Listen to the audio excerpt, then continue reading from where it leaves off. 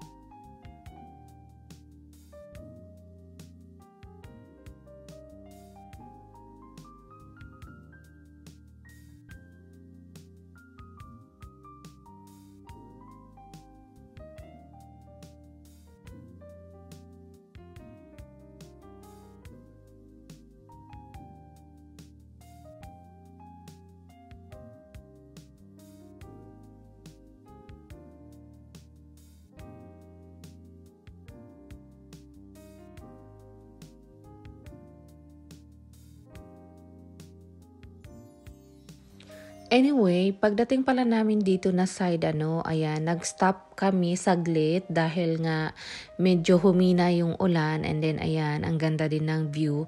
Actually, umakyat pa kami dun sa may pinaka-tuktok dun sa pinaka-bundok niya mismo, yung super taas at saka ang ganda ng overlooking.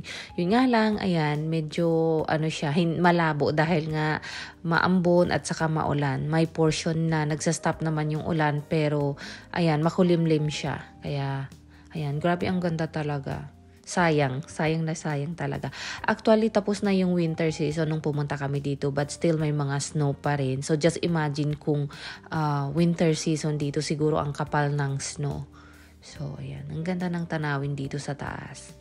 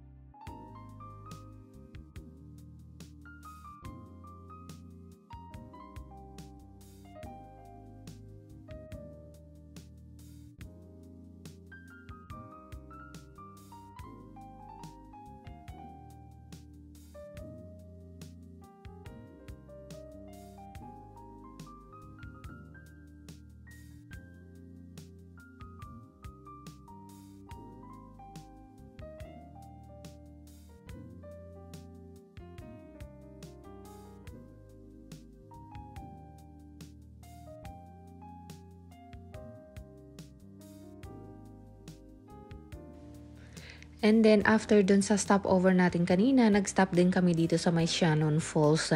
Actually, konti lang yung trail nila dito. Hindi siya gaano kahaba. Kaso nga lang, maulan. Pero go pa rin kami. O, ayan. Ang ganda. Actually, pag sumakay ka ng Sea to the Sky gondola, may portion nitong falls na makikita mo dun sa taas. So, ayan. And then next namin na stop dito sa may Sea to the Sky gondola. Actually sa unahan lang yan siya ng Shannon Falls. Pero gaya ng sabi ko, continue namin the next day yung pag-ride namin. Pero ang view naman dito sa taas, ayan. Yan yung makikita mo, yung coast at saka yun nga, yung mountain, yung mga snow cap doon sa mountain. Ang ganda talaga tingnan. O, ayan. Tapos yung Sea of the Clouds. Ang ganda. Grabe.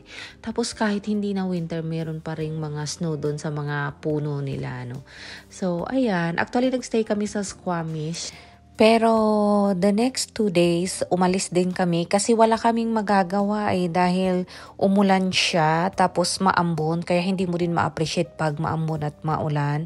So ayan, pabalik na kami nito So akala namin magiging okay yung weather pero may portion naman na maaraw, may portion talaga na madilim, makulimlim at yun, umaambon nga. So ngayon, actually pupunta tayo dun sa may Vancouver mismo, mag-ikot-ikot tayo doon sa kanilang downtown. So, ayun lang, kwento ko lang. Bye-bye!